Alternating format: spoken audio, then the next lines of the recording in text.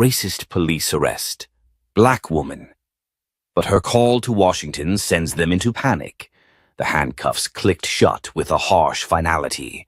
Maya Carter didn't resist. She didn't flinch. She simply looked up at the two white officers with an expression that held no fear, just quiet calculation. The lead officer, Deputy Ryan Slater, tightened the cuffs with unnecessary force. "You've got quite the attitude for someone pulled over without a license, ma'am," he said, stressing the last word like an insult. They didn't know. Not yet. The stop had happened just minutes ago, on a quiet back road near Arlington, Virginia. Maya had been on her way to a small rural memorial park, dressed in gray joggers and a faded Howard University sweatshirt, her hair in a thick, coiled bun. Her SUV, a dusty 2010 Ford Escape, looked like it belonged to any other middle-class black woman trying to mind her business on a Saturday morning. She hadn't rolled through a stop sign. She hadn't sped. The reason for the stop had been suspicious movement in a high-alert area, an excuse flimsy enough to rip apart in any court. But Slater hadn't cared. His partner, Deputy Clay Maddox, stayed silent during the initial exchange, but the smirk on his face said plenty. "Sir," Maya had said calmly, not moving from her wheel, "I'd like to understand why I'm being pulled over." Slater hadn't answered. He just told her to step out of the vehicle. Now she was sitting in the back of their patrol car, wrists burning, phone confiscated. Except she didn't need her phone. While they balked at each other about paperwork and jurisdiction, Maya shifted slightly in her seat, tilting her wrist inward. Her smartwatch screen flickered to life. No password required. One tap, then a swipe. The screen read, "Secure channel activated." She didn't speak. She didn't need to. 300 miles away in Washington, D.C., a silent notification hit an encrypted line in a restricted Homeland Security terminal. The system flagged a code she hadn't used in over 2 years. But it was still active. It always would be. Back on the side of the road, Slater leaned through the open car door. "You think this is some kind of game, lady? You gonna play coy with us? We've seen your kind before. Playing victim doesn't work when we've got you on dashcam." Maya looked him dead in the eye. "I'm not playing anything." Her voice was calm, neutral. It didn't need to rise. It carried power just the way it was. He scoffed and slammed the door. Inside the cruiser, Maya let herself lean back. Her breathing was steady, her pulse slow. She knew what was coming, and she knew the storm was no longer coming for her, but for them. At the county precinct in Lake Ridge, Virginia, the reception desk was empty when they brought her in. One rookie cop glanced up from a sandwich and paused mid-bite. Something about Maya caught his attention, not her defiance, not her clothes, but the composure. They booked her for obstruction, failure to produce identification, and non-compliance during a traffic stop. All lies. As the paperwork was being filed, Maya sat alone in a holding cell, the fluorescent lights humming above her. A few other detainees passed sideways glances, some amused, some wary. The station's commanding officer, Chief Carl Brenner, reviewed the arrest log from his office. Slater had already called ahead, painting her as an aggressive, possibly dangerous suspect who refused to show credentials. "She got mouthy," Slater had said over the phone. "Could be some sovereign citizen type. We'll see." But Brenner wasn't paying attention to the details until his phone rang. He didn't recognize the number. The line was restricted. His brows drew together as he answered. "Chief Brenner." A pause, then a clipped, emotionless voice on the other end. "This is Section 7 of Homeland Coordination. You have someone in custody. Her name is Maya Carter. You need to release her immediately." "Wait, who the hell is this?" Brenner barked. The voice didn't answer. The line went dead. He blinked, suddenly uneasy. Then another phone rang, his assistant's line, and then another from the county commissioner's office. Something was wrong. He rose and walked out of his office, trying to mask the tension. Meanwhile, back in the holding cell, Maya had finally spoken to someone. A young officer named Jamal Ruiz had come to check on her. He couldn't have been more than 24, still new enough to be shocked by misconduct. "You need anything?" he asked, his tone professional but not cold. Maya studied him a moment. "What's your name, officer?" "Ruiz. Officer Ruiz. You're new here. Just out of academy. Transferred from Richmond. You believe in the badge you wear?" He hesitated. "Yes, ma'am, I do." "Then watch what happens next." He stared, unsure what she meant, but something in her voice, low, confident, unwavering, left him rattled, like she knew more than anyone else in that building. By the time Chief Brenner made his way into the cell block, 2 unmarked black SUVs had pulled into the back parking lot. 4 federal agents in dark suits stepped out. No one had called them. No one knew they were coming. The rookie at the front desk stood up, dropping his sandwich. "Where's Maya Carter?" one of the agents asked. "Who?" the rookie stammered. They didn't repeat themselves. The air in the precinct had changed. The laughter was gone. The smirks faded. In the back, Officer Ruiz looked through the cell bars again and saw Maya standing, arms crossed, calm, almost expectant. Then one of the agents appeared behind him. "You can step aside, officer." Ruiz moved. The door opened. The handcuffs came off. Maya walked out of the cell without a word, nodding slightly to Ruiz as she passed. Outside, Slater and Maddox stood frozen near the booking desk as the agents escorted her out the side exit. The silence was louder than any accusation. "What the hell is going on?" Maddox whispered to Slater. Slater didn't answer. His face was pale. His hands trembled. Inside his office, Chief Brenner's computer screen lit up with a direct message from a secure DOJ channel. "Your department is now under federal review. Effective immediately." He dropped into his chair, sweat beading at his temples. He didn't know who Maya Carter really was, but Washington did, and Washington was watching.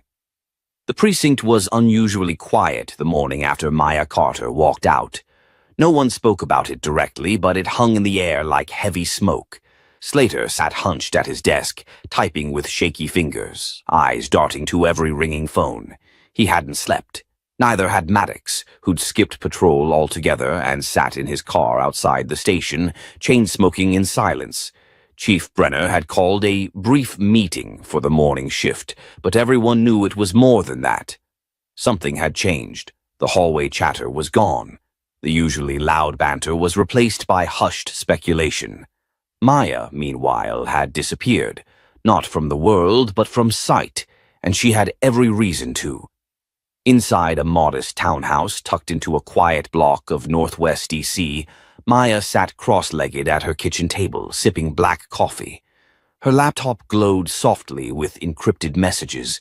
Her expression was calm, but her eyes were scanning fast. She was already planning the next step. Across from her sat a woman in her early 50s with silver braids tucked neatly into a bun and a face that looked like it had weathered more storms than she'd ever admit. Her name was Naomi Briggs, a retired federal intelligence liaison, and Maya's godmother. "You're sure you want to keep this quiet?" Naomi asked, folding her arms. "They detained you unlawfully. This could hit every major network in the country by noon." Maya set her cup down. "And then what? The public outrage comes and the system throws them a scapegoat? No, not yet. I want this done right, quietly, surgically." Naomi studied her for a moment, then nodded. "So what's the plan?" Maya leaned forward. "They're not just reckless. They're connected to something bigger. This isn't about a traffic stop. Slater and Maddox weren't acting alone." "You think it's internal?" "I think it's deliberate. Coordinated." Naomi didn't question her. Maya had worked too many high-level investigations for guesses. She'd trained to see patterns others missed. Maya clicked open a secure data folder, revealing facial scans, names, timestamps, all sourced from body cam footage the officers didn't know had been accessed. I tapped into the precinct's cloud server. "Look at this," she said. On the screen were internal chat logs from the sheriff's department. At first glance, it was standard banter, but certain keywords lit up in red: watch list, cleansing, local purge, silent files. Naomi's lips tightened. "That's language straight out of a domestic terror playbook." Maya nodded slowly. "They're trying to scrub people out of the system, quietly, targeting activists, whistleblowers, people like me." There was a beat of silence before Naomi asked, "So what's your next move?" Maya leaned back. "I go back, but not as myself. Not yet." That same afternoon, Deputy Slater received an email with a subject line that turned his blood to ice. Inquiry Notice. Internal Affairs, Federal Liaison. The sender wasn't a name, just an acronym. He clicked it open and read the short message. "You will make yourself available for an interview.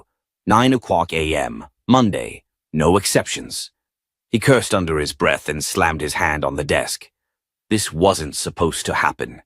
He was a 10-year veteran. He knew the system, knew how to bend it. But he'd never seen anyone like Maya Carter. No one had ever walked into a cell and walked out with federal agents waiting at the door, without making a single phone call, unless they didn't need to. 3 days later, a woman named Lena Pierce walked into the Lake Ridge County Office of Records. Mid-30s, curly auburn hair, horn-rimmed glasses, gray business suit. Polite, quiet. She introduced herself as an assistant to the DOJ's Civil Rights Compliance Unit. The clerk didn't question it. She handed Lena access to recent arrest files. Lena smiled, thanked her, and stepped into the backroom scanner vault. She was gone in 20 minutes. What the clerk didn't know, Lena Pierce was Maya Carter. She had worn a custom wig, subtle facial prosthetics, and altered posture, a tactic she had used many times in the field. Back in D.C., Maya decrypted the documents she'd scanned from the vault. They were worse than she thought. Over 40 black and brown individuals, mostly young, working class, had been arrested over the past 6 months on vague charges. Every single one of them had some connection to voter rights groups, non-profit journalism outfits, or police accountability movements. And most had never made it past initial processing. Some had been transferred, others released without record. But one name made Maya freeze. Jasmine Reed, 24, former volunteer for the Coalition for Police Reform. Arrested 4 months ago, listed as released, but no record of her release existed. Her file ended with a single line: hold indefinitely, per L directive. Maya stared at the screen. Naomi's voice broke the silence. "What's L directive?" "I don't know," Maya said, "but I'm going to find out." At the Lake Ridge precinct, Chief Brenner paced his office. The stress was beginning to show. Bags under his eyes, a growing patch of red beneath his collar. He had received another call, this one from the governor's liaison. "We have federal scrutiny on you, Carl. You didn't report a high-risk detainment. That's a felony now." Brenner had tried to argue, but the voice on the other end had cut him off. "Do you know who Maya Carter is?" they asked, and when he hesitated, the line had gone quiet. Then, "You should find out." Later that night, Maya sat alone in her bedroom, staring out the window. She had put herself back on the radar. The safe house wouldn't last long, but that was fine. She didn't need to hide anymore. The game had changed. She wasn't just a target. She was the one pulling strings now, and soon everyone in Lake Ridge would find out just how deep her reach went. The rain fell hard in Lake Ridge that night, washing the streets in a dull gray sheen that reflected the flickering neon signs and rusting street lamps. But inside the precinct, no one noticed the storm. Detective Slater stood frozen in front of the projector screen in the cramped conference room, staring at the paused footage. The timestamp glared at him. 8:06 p.m., the exact moment Maya Carter stepped into the precinct holding cell. The screen showed her sitting, calm and quiet, her face unreadable. "What are we even looking for?" Maddox muttered from the back of the room. "She wasn't carrying a phone, didn't speak to anyone. She didn't even demand a lawyer." Slater's jaw clenched. "She didn't need to. That's what bugs me." Chief Brenner leaned forward, his arms crossed tightly. "She just walked in here, took the whole damn hit, then left like she owned the place. The governor's office called again this morning. There's talk of an oversight hearing. Civil rights violations. We're about to get dragged." "And no one can tell me who this woman really is?" Brenner snapped, pointing at the screen. Maddox looked around, nervous. "She's not in any of the state databases. No criminal record. But we ran her face through Homeland's soft scan system last night. Got flagged." Slater turned sharply. "Flagged by what?" Maddox hesitated, then pulled up a folder on his laptop and turned it to the group. The screen lit up with a classified intelligence dossier. Subject: Maya Carter. Status: Red Clearance Agency. Ties: Department of Homeland Security, DOJ. Current assignment: classified threat level. Do not engage without federal oversight. The room went dead silent. "What the hell?" Brenner finally whispered. "How did someone like that end up in our holding cell?" "She let herself get arrested," Slater said, more to himself than anyone else. "This wasn't random. This was a setup." "For what?" Maddox asked. Slater didn't answer, because he already knew. Across town, Maya stood inside a tiny church on the city's south side. It was barely lit, a quiet sanctuary with a faded mural and crooked pews. But the man she came to meet didn't care about appearances. His name was Reverend Josiah Bennett, a longtime activist and Maya's former mentor during her early years in the field. "You know they're hunting you now," he said softly, pouring her a cup of tea. "I'm counting on it," Maya replied, taking it with a nod. Josiah studied her face, then let out a slow breath. "You always were too brave for your own good." Maya smiled, but it didn't reach her eyes. "I'm not here for comfort, Josiah. I need access to your safe list. The encrypted one. The people off the grid." Josiah hesitated. "That's only used when someone's life is—" "It already is," she said firmly. "And I think I found someone who disappeared through that system. A girl named Jasmine Reed." Josiah's expression shifted. "Jasmine. She volunteered here last spring. Then one day she just vanished. I assumed she moved." Maya shook her head. She didn't. She was detained. No record of release. No trace in any public registry. Josiah went pale. "They're trying to erase people," Maya said, her voice steady but sharp. "And now I know how." Back at the precinct, Maddox slipped out early and drove out of town. He parked along the shoulder of Route 58, where a black SUV waited under the shadows of the pine trees. Inside sat a man in a black suit, eyes hidden behind tinted glasses. He didn't give a name, just slid a manila folder across the seat. "This is your part," he said. "You want to get rid of the girl. Don't try to silence her, discredit her, make her look unstable." Maddox frowned, opening the folder. Photos, old college files, a sealed juvenile court record, fabricated, if not all true. "You want us to fake a story?" "Not fake," the man replied. "Just repurpose. Make the public think she's a fraud, a liar who manufactures claims to manipulate the system. People will eat it up." "And what do we say if she pushes back?" "You won't have to." Maddox squinted. "Why not?" "Because if she pushes too hard," the man said quietly, "we push harder." That same night, Maya sat in front of her laptop again, watching another set of encrypted files Naomi had just delivered from a federal contact. One folder was labeled L Directive. Inside were dozens of audio recordings, surveillance tapes, internal calls. One clip stood out. A recorded voice, clearly Brenner's, was laughing with someone. "She won't be a problem," Brenner had said. "Girls like that." Loud at first, but they break or disappear. Maya froze. She hadn't expected to hear his voice, but hearing him talk about her like she was a disposable problem did something deeper. She clenched her fists, then pressed play again, just to be sure. The laughter came again, followed by a second voice, Slater's. "She's too smart. We have to move now before DC finds out."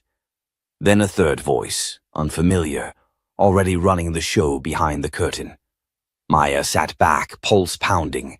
She wasn't just dealing with bad cops.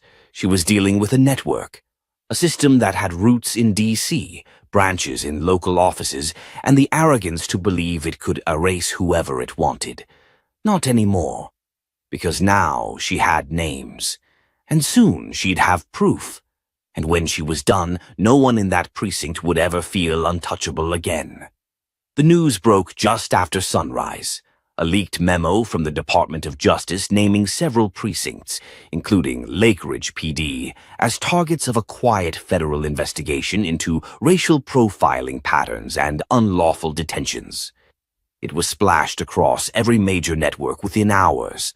Maya watched from a booth in a small diner off I-74, a hood pulled low over her face as she stirred her coffee. "She started it," whispered a young server passing by the TV. "That's the woman they arrested, right? The one who made that call." Maya said nothing, but inside, her nerves tightened. The real war hadn't started yet. Her burner phone buzzed under the table.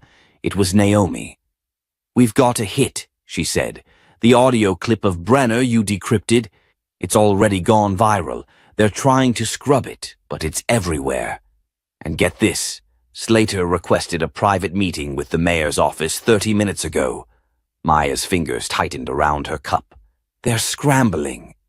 "They're scared," Naomi corrected. "And they should be. Because Maya wasn't just exposing a broken precinct anymore. She was unmasking a system designed to bury people like her, and Jasmine, and anyone who spoke up." She left a tip on the table and slipped out through the back door. At the Lakeridge mayor's office, chaos buzzed like a nest of hornets. Mayor Evelyn Pierce, a once unshakable moderate who'd built her political brand on balanced law and order, now found herself cornered by scandal. She glared across the table at Slater and Brenner, both visibly rattled.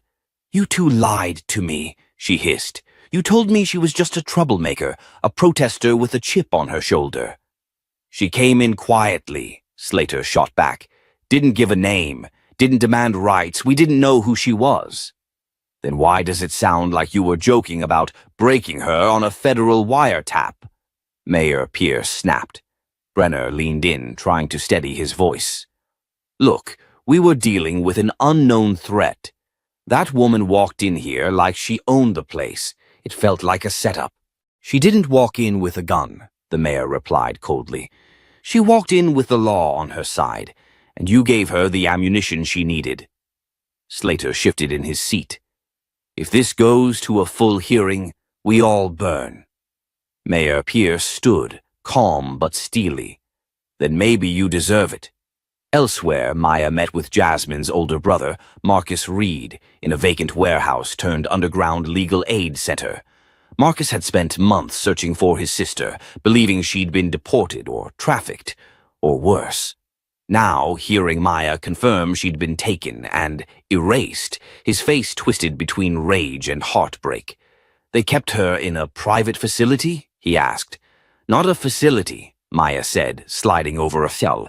"A subcontracted holding site in collaboration with a private security group. Everlock." Marcus flipped the file open. The pages showed payment logs, GPS logs, and redacted communications until Naomi's team had unredacted them. "This is what they've been doing with state budgets? Funding black sites for non-criminals?" Maya nodded. "People of color, activists, even some journalists. They're silencing dissent without using bullets." Marcus's hands trembled as he gripped the folder. "So what now? We expose them?" "No," Maya replied. "We crash them." Back at the precinct, Officer Maddox sat in the briefing room, staring at his phone. Social media was a dumpster fire. Everyone had an opinion. Protesters had already gathered outside the station. But it wasn't the mob outside that made his gut turn. It was the knock at the back door. He opened it to find the same suited man from the black SUV. "New instructions," the man said. "She's planning something. You and Slater need to get ahead of it." "Like how?" The man pulled a flash drive from his coat. "You're going to find this in her apartment. Drug records, paid bribes, anything that makes her look dirty." Maddox recoiled. "You want me to plant fake evidence?" "I want you to survive," the man said sharply. "Because if she wins, you'll be the headline. Not Slater. Not Brenner. You." The threat hung in the air like smoke. That night, Maya drove out to a quiet field at the edge of town. Naomi was already there, laptop open, screen glowing in the darkness. "You sure you want to release it all tonight?" Naomi asked. "Once it's out, there's no turning back." Maya looked up at the stars. "This isn't about me anymore," she said. "They tried to erase me, but what they didn't count on was the fact that I wasn't alone." She handed Naomi a drive labeled The Vault. Inside were months of documentation, surveillance footage, confidential memos, affidavits from whistleblowers, and names. Names of those who'd vanished, names of those who had buried them. "Drop it," Maya said. Naomi hit enter, and within seconds, the world changed. Screens across the country began flashing red. News anchors interrupted broadcasts. Hashtags exploded. The entire Lakeridge system, its corruption, its backdoor funding, its illegal detentions, was laid bare for all to see. And in the eye of the storm stood Maya Carter, no longer the anonymous woman in a holding cell, but the voice of a reckoning. The knock on the hotel room door came at 2:13 a.m. Maya had just finished uploading the last of the encrypted documents to Naomi when the sound snapped her alert. She paused, hand hovering over her laptop, heart rate spiking. A second knock, harder this time. She moved cautiously to the door and peered through the peephole. It was Agent Desmond Shaw, the man from Washington. She unlatched the lock, cracked the door open. "You're early," she said quietly. He stepped inside with a nod, removing his jacket, eyes scanning the dim room. "You said you had evidence. I didn't expect a digital war thing." Maya handed him a flash drive. "There's more, but that's the one with the direct ties between Lakeridge PD, the Everlock Group, and 2 sitting state senators." Desmond turned it over in his hand, visibly impressed. "You're not playing checkers." "No," she said. "I'm playing for keeps." Desmond took a breath. "The Justice Department wants this to go away quietly. You've made that impossible." That was the point. He looked at her, really looked this time. "You realize what you've started can't be walked back. This isn't about you or Lakeridge anymore. This is going to hit federal nerves. Then they should have thought of that before they buried my name in a file marked Unclassified Risk." Desmond's jaw clenched. "There's already chatter in Washington. They're preparing a controlled leak. But you just bypassed every gate." "Good." He gave her a long, hard look. "You need to go underground." "I'm not running." "You're not running," he said slowly, "because you've already set the fuse, and you want to watch it burn." She didn't answer. She didn't need to. Because Maya Carter had made a choice. She was done hiding, done obeying. Now, she was about to drag every last one of them into the light. At Lakeridge PD, the fallout was immediate and brutal. Officer Maddox was called into Slater's office, where the captain stood pale-faced, gripping a bottle of antacids. Across the desk, Chief Brenner slammed down a printed screenshot of Maya's leaked file drop. It was everywhere. Twitter, Reddit, even major outlets were running with it now. "You let this happen," Brenner roared. "You let her walk out of here." Slater's voice was tight. "I thought she was bluffing. No lawyer, no backup, just a burner phone and attitude." "She was an analyst for Homeland Security," Maddox muttered. "She knew what she was doing." "She still is," Brenner growled. "The memo Naomi uncovered, it says Maya Carter's clearance was never revoked. You idiots tried to detain an active federal contractor." The room went silent. Slater slowly sat down. "That's why DC is circling," Maddox whispered. "They're not circling," Brenner said. "They're preparing to pounce." Meanwhile, Naomi sat in a tech co-op workspace, 5 monitors glowing with data feeds. She'd just intercepted an unlisted communication channel between Lake Ridge PD and Everlock.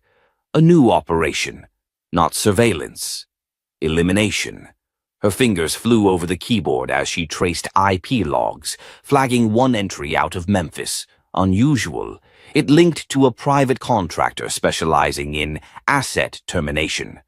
"Come on," she muttered. "Don't tell me you're going there." But they were.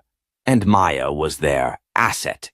She grabbed her phone and called Marcus Reed. "She's not safe," Naomi said. "You need to move her, now." Marcus didn't hesitate.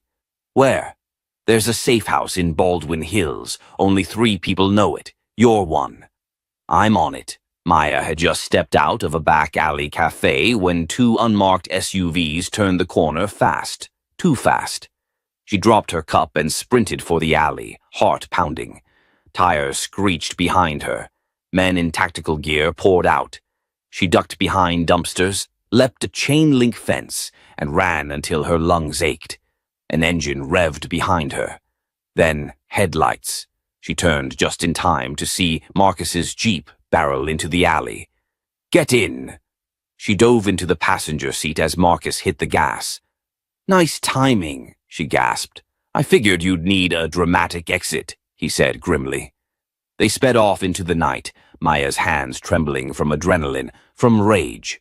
She glanced back at the vehicles disappearing behind them. This wasn't just about Jasmine anymore. This was war. Later that night, at the Baldwin Hills safe house, Maya sat in silence as Naomi connected another secure call. Agent Desmond appeared on screen, exhausted but focused. "You made national news," he said.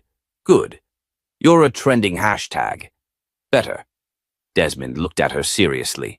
"They've deployed a task force, not to protect you, to control you." Maya leaned in. "Then you need to decide which side you're on." Desmond said nothing for a long time. Then he nodded. "You'll have protection, but you're going to need to move fast, because after tonight, they're going to spin this as a national security breach." "I don't care what they call it," she said. "I'm calling it what it is. Justice." And as the call ended, Maya turned back to Naomi. "Tomorrow," she said, "we go public. Everything." Naomi blinked. "All of it?" "All of it.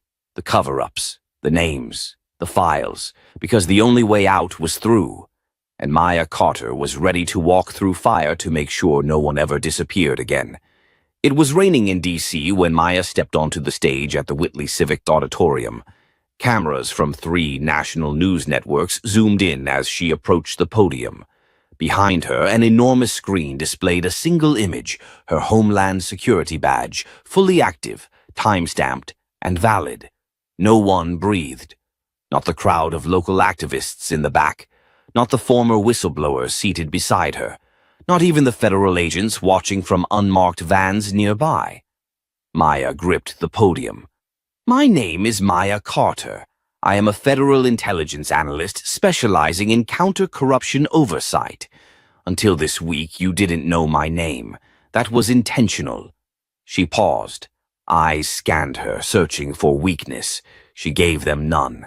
"I embedded myself in Lake Ridge, California, under the guise of a civilian to investigate multiple complaints involving civil rights violations and misappropriated funds linked to local law enforcement.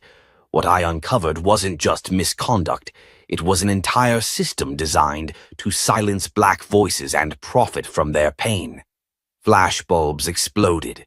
Whispers turned into a low roar, but she wasn't done. "They arrested me without cause. They deleted records, falsified reports, and ignored procedure. Why? Because I was black. Because they thought no one would listen. But I wasn't just another woman they could silence. I was the one sent to expose them." From the wings, Naomi watched, her hands gripping the railing.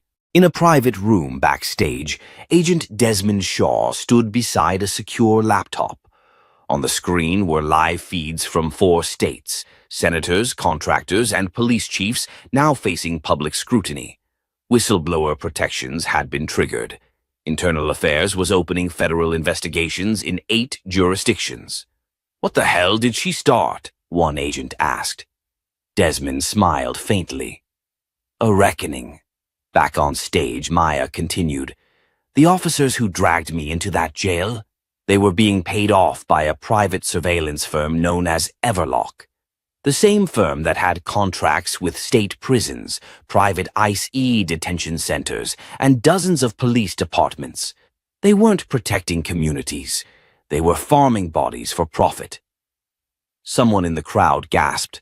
Maya looked directly into the camera. "And I have the receipts." The room erupted. Journalists leapt from their chairs. Naomi turned to Desmond, who nodded once and opened a file folder marked Operation Coronet. He whispered, "It's time." In Lakeridge, chaos unfolded within minutes of the broadcast. Captain Slater was on the phone, pacing wildly in his office. "No, sir, we didn't know her identity," he snapped into the receiver. "She used a fake last name. No, we didn't know she was federal." His hand trembled as he listened. "But how could she have clearance? She was in jail." A pause. Slater's face drained, then he slowly sat down.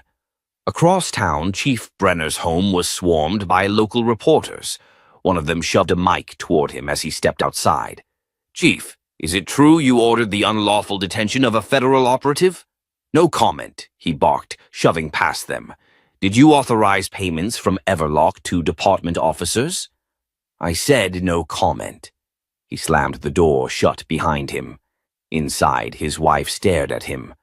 "What did you do, Curtis?" But he had no answer. That night, Naomi and Maya huddled in the safe house, every screen glowing. Hashtags trended globally. Hashtag Maya Carter was the #1 phrase on every major platform. Then, a knock. It was Desmond. He entered, dropped a folder on the table. "You have a decision to make," he said. "What is it?" He sat down, weary. "The White House wants to offer you a deal. Quiet resignation, full immunity. In exchange, you shut it down now. No more releases."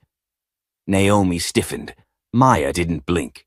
"No." Desmond nodded slowly, unsurprised. "I told them you'd say that." She reached across the table. "Then let's finish it." Naomi slid a USB drive across. "This is everything," she said. "Encrypted copies, server backups, eyewitness logs, campaign contributions. All roads lead to people who thought they were untouchable." Desmond took the drive. "By the time this hits the Federal Registry," Maya said, "they'll be out of moves." He looked at her with a mix of awe and concern. "You know you've made enemies in high places?" She met his gaze. "Good. Let them know I'm not afraid." Outside, the night deepened, but inside that room, something had shifted irreversibly. The hunted had become the hunter. The victim was now the voice of a movement. And Maya Carter was just getting started. It began with silence.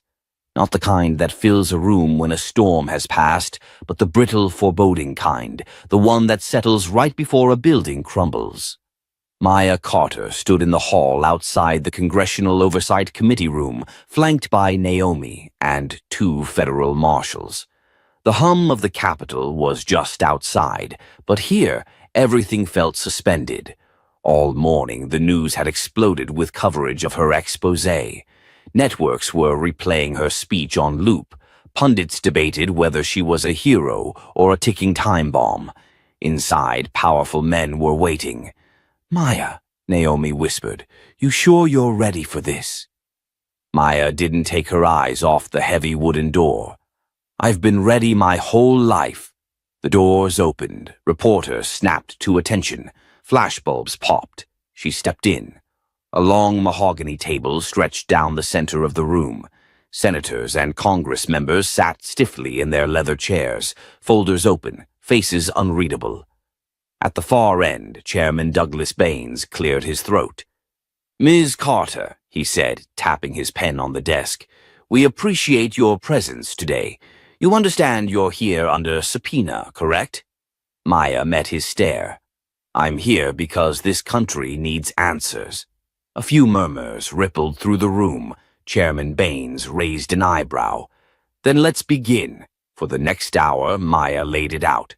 The contracts between local law enforcement and Everlock, the falsified arrest logs, the secret off-book jail facilities, the video footage of abuse, the encrypted messages between officers, the bribes, the bonuses, the silence. "You're saying the system was rigged?" asked Rep. Tim Corbin, a skeptical man from Texas. "No," Maya said calmly. "I'm saying it was designed that way from the start." Then came the twist. Chairman Baines leaned forward. "Ms. Carter, are you aware there's a motion being introduced today to investigate your conduct?" The room tensed. "I'm sorry," Maya replied, voice low. "We've received allegations that your undercover operation overstepped legal boundaries," Baines continued, "that you engaged in surveillance without proper judicial authorization, that your methods may have endangered national security." Gasps. Naomi's jaw dropped. Maya blinked once. "They're trying to flip the story," Naomi hissed under her breath. "They're going after you." Maya exhaled slowly. Then she reached into her folder and pulled out a document. She passed it to the aide, who brought it to the chairman. "What is this?" he asked. "An executive memo," Maya said, "signed by the Deputy Director of Homeland Security, authorizing my full investigative authority, including warrantless embedded surveillance, under Title 50, Section 3093. Baines stared at the page, his face tightened. "And here," Maya said, holding up a USB drive, "is a recording. Taken 2 weeks ago. It's a call between your office and Everlock's CEO, arranging campaign contributions in exchange for maintaining local security contracts." The room erupted. Senators rose to their feet. The chairwoman of the Ethics Committee stood and demanded the session be paused. But Maya didn't stop. She turned to the crowd of reporters behind the glass wall. "You want to know what I risked to be here? I put myself behind bars. I walked through the fire, not just to expose the truth, but to remind this country that no one is above the law."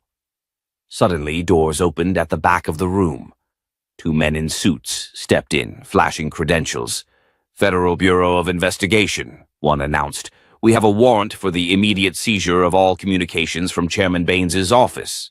The room went dead silent. Baines stuttered, standing halfway. "This is outrageous. Sit down," one agent ordered. Naomi grabbed Maya's hand under the table. Maya didn't smile, but she didn't need to, because this wasn't just her fight anymore. It had become a movement. As Baines was escorted out, cameras turned back to Maya. She stood tall, unshaken as the floodlights bore down. And outside the Capitol, crowds were gathering, holding signs, chanting her name, demanding justice. This wasn't the end. It was just the beginning. The sky above Washington, D.C. glowed a muted gray as the nation held its breath. Outside the courthouse, hundreds had gathered. Some clutched handmade signs reading "Justice for All" and "We Stand with Maya." Others live-streamed the moment, their phones raised high, capturing history as it unfolded. Inside, the air buzzed with tension. Maya Carter sat in the witness stand once again, her back straight, her hands folded tightly in her lap. The final session of the federal inquiry had arrived, and today wasn't just about what had been done to her. It was about what came next. The courtroom was packed. Naomi sat in the front row beside Maya's mother, who hadn't spoken much since she arrived from Atlanta. But her eyes, those sharp, weathered eyes, never left her daughter.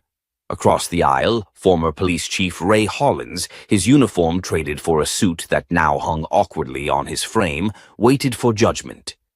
He was joined by two officers from the Lincoln Heights PD, Martin Griggs and Terry Knox. Once bold and brash, now silent and pale, Judge Margaret Stenson, known for her no-nonsense demeanor, addressed the room. This court has reviewed testimony, video evidence, financial records, internal communications, and sworn affidavits.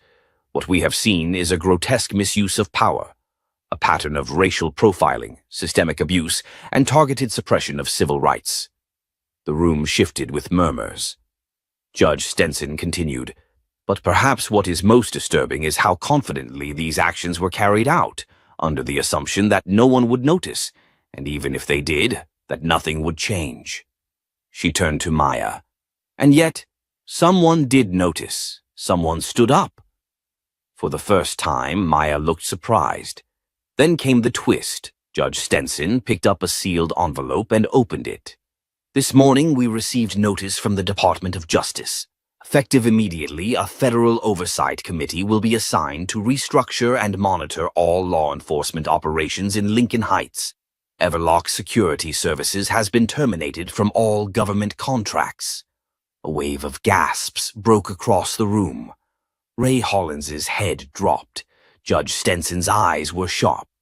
"Chief Hollins, Officers Griggs and Knox, you are hereby stripped of your badges, pending full criminal prosecution under federal civil rights statutes. The department will be releasing a formal apology."